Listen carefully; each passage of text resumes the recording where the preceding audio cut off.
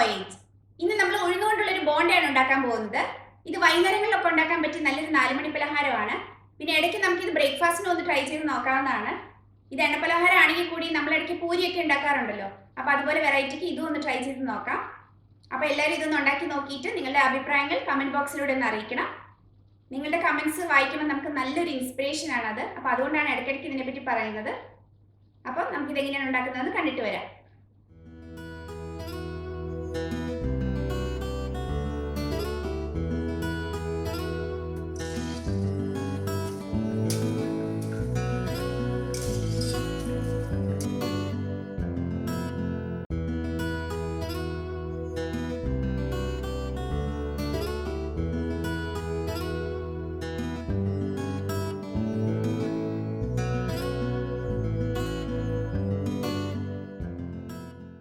അപ്പോൾ നമുക്ക് ഉഴുന്നുകൊണ്ടുള്ള ബോണ്ട ഉണ്ടാക്കാനായിട്ട് സ്റ്റാർട്ട് ചെയ്യാം.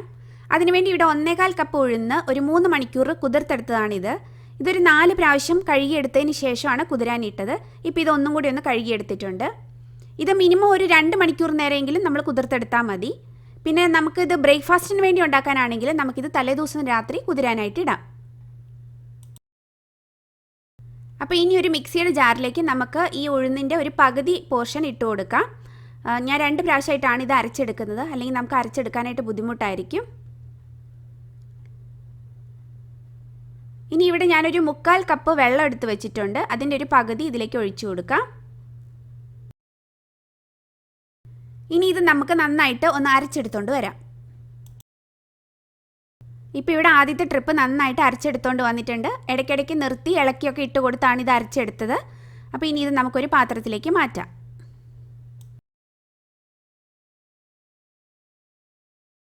ബാക്കിയുള്ള ഉഴുന്ന് മുഴുവനും മിക്സിയുടെ ജാറിലേക്ക് ഇട്ട് കൊടുക്കാം. പിന്നെ നേരത്തെ ബാക്കി വെച്ചിരുന്ന വെള്ളം കൂടി ഒഴിച്ചു കൊടുക്കുന്നുണ്ട്. അപ്പോൾ ഇനി ഇത് നമുക്ക് നന്നായിട്ടൊന്ന് അരച്ചെടുത്തോണ്ട് വരാം. സെക്കൻഡ് ട്രിപ്പ് ഇപ്പോൾ ഇവിടെ നന്നായിട്ട് അരച്ചെടുത്തോണ്ട് വന്നിട്ടുണ്ട്. ഇപ്പോൾ ഇവിടെ ഒരു 3/4 കപ്പ് വെള്ളം ഉപയോഗിച്ചിട്ടാണ് ഞാൻ ഇത് മുഴുവൻ അരച്ചെടുത്തത്. അപ്പോൾ മാക്സിമം കുറച്ച് വെള്ളം ഉപയോഗിച്ചിട്ട് ഇത് അരച്ചെടുക്കാനായിട്ട് ശ്രദ്ധിക്കണം. പിന്നെ നമ്മൾ എടുക്കുന്ന വെള്ളം ഫ്രിഡ്ജിൽ വെച്ച് തണുപ്പിച്ച വെള്ളമാണെങ്കിൽ കൂടുതൽ നല്ലതാണ്. അപ്പോൾ മിക്സി ചൂടാവാതെ ഇരുന്നോളൂ. ഇനി ഈ മാവ് കൈകൊണ്ട് നന്നായിട്ടൊന്ന് ബീറ്റ് ചെയ്തെടുക്കണം. മാവിൽ നല്ല എയറൊക്കെ കയറി നല്ല ഫ്ലഫി ആയിട്ട് കിട്ടാനാണ് നമ്മളിങ്ങനെ ചെയ്യുന്നത്. ഇതൊരു 5 മിനിറ്റൊക്കെ ചെയ്ത് കഴിഞ്ഞാൽ വളരെ നല്ലതാണ്. മിനിമം ഒരു 3-4 മിനിറ്റെങ്കിലും ചെയ്യുക. ഇപ്പോൾ ഇവിടെ മാവ് നന്നായിട്ട് ബീറ്റ് ചെയ്തെടുത്തിട്ടുണ്ട്.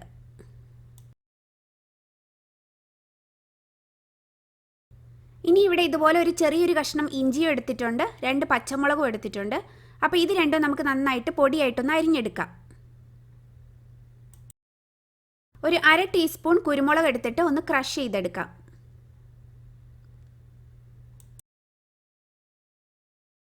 നമ്മൾ നേരത്തെ അരച്ചെടുത്ത മാവിലേക്ക് പൊടിയായിട്ട് അരിഞ്ഞെടുത്ത ഒരു കഷ്ണം ഇഞ്ചിയും 2 പച്ചമുളകും ചേർത്ത് കൊടുക്കാം.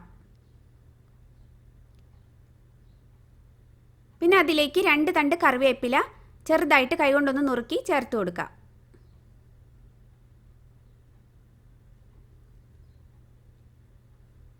പിന്നെ നമ്മൾ നേരത്തെ ക്രഷ് ചെയ്തെടുത്ത 1/2 ടീസ്പൂൺ കുരുമുളക് പൊടിയും കൂടെ ചേർക്കാം.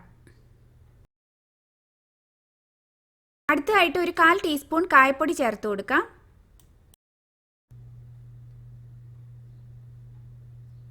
ഇനി ഇതിലേക്ക് ആവശ്യത്തിനുള്ള ഉപ്പും കൂടി ചേർക്കുന്നുണ്ട്. ഇപ്പോൾ ഇവിടെ ഒരു 1.5 ടീസ്പൂൺ ഉപ്പാണ് ചേർത്ത് കൊടുക്കുന്നത്. പിന്നെ ഇതിലേക്ക് ഒരു 1/2 കപ്പ് ചിരണ്ടിയ തേങ്ങയാണ് ചേർക്കുന്നത്. ഇതിന് പകരം തേങ്ങാക്കൊത്ത് ചെറുതായിട്ട് കൊത്തി അരിഞ്ഞതും ചേർക്കാവുന്നതാണ്. ഇനി ഇതിലേക്ക് ഒരു 3 ടേബിൾ സ്പൂൺ അരിപ്പൊടി ചേർത്ത് കൊടുക്കാം. അപ്പത്തിൻ്റെയൊക്കെ പൊടിയാണ് ഇവിടെ ചേർക്കുന്നത്.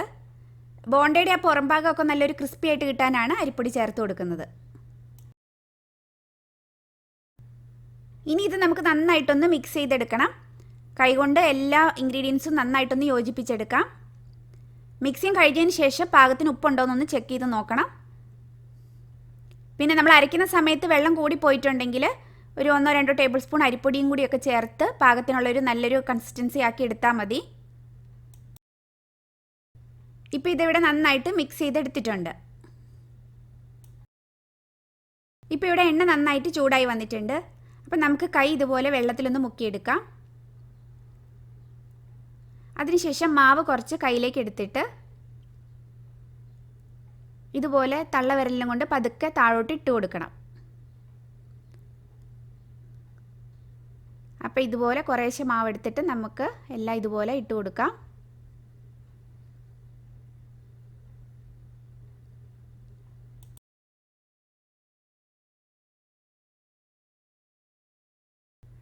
ഒരു 10-30 സെക്കൻഡൊക്കെ കഴിയുമ്പോൾ ഇതുപോലെ അങ്ങോട്ടും ഇങ്ങോട്ടും ഒന്ന് നമുക്ക് ഇളക്കിയൊക്കെ ഇട്ട് കൊടുക്കാം. അപ്പോൾ നമ്മൾ വറുത്ത് കോരുന്ന വരെ ഇടയ്ക്കിടയ്ക്ക് ഇത് അങ്ങോട്ടും ഇങ്ങോട്ടും ഒന്ന് ഇളക്കിയിട്ട് കൊടുക്കണം. അപ്പം എല്ലാ ഭാഗവും നല്ല ഒരേപോലെ നല്ല ഒരു ഗോൾഡൻ ബ്രൗൺ കളറിൽ നമുക്ക് കിട്ടും. പിന്നെ ഇത് നമ്മൾ ഒരു മീഡിയം ടു ഹൈ ഫ്ലെയിമിൽ വെച്ചിട്ടാണ് ഇപ്പോൾ വറുത്തെടുക്കുന്നത്. പിന്നെ ഇടയ്ക്ക് തീ കൂടുതലാണെന്ന് തോന്നിയാൽ ഇടയ്ക്ക് ഫ്ലെയിമൊക്കെ അഡ്ജസ്റ്റ് ചെയ്ത് കൊടുക്കണം.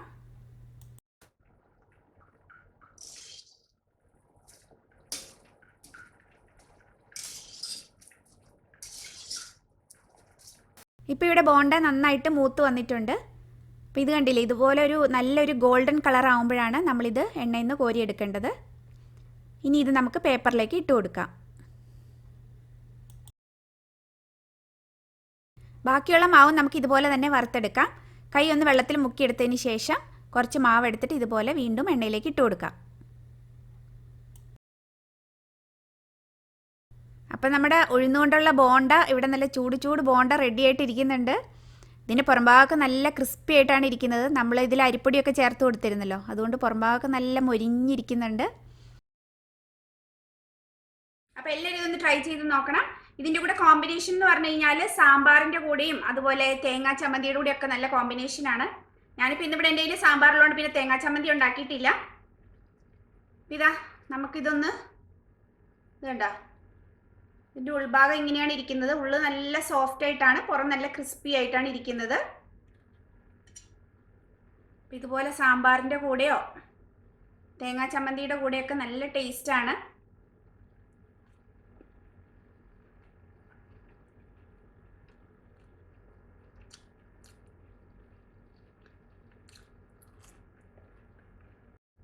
ശരിക്കും പറഞ്ഞാൽ നമ്മുടെ ഉഴുന്നുവടയുടെ ഒക്കെ ഒരു ടേസ്റ്റാണ് ഇതിനുള്ളത്. പിന്നെ പ്രധാനപ്പെട്ട ഒരു വ്യത്യാസം എന്ന് പറയുന്നത് നമ്മൾ കുറച്ച് തേങ്ങ ചേർക്കുന്നുണ്ട്.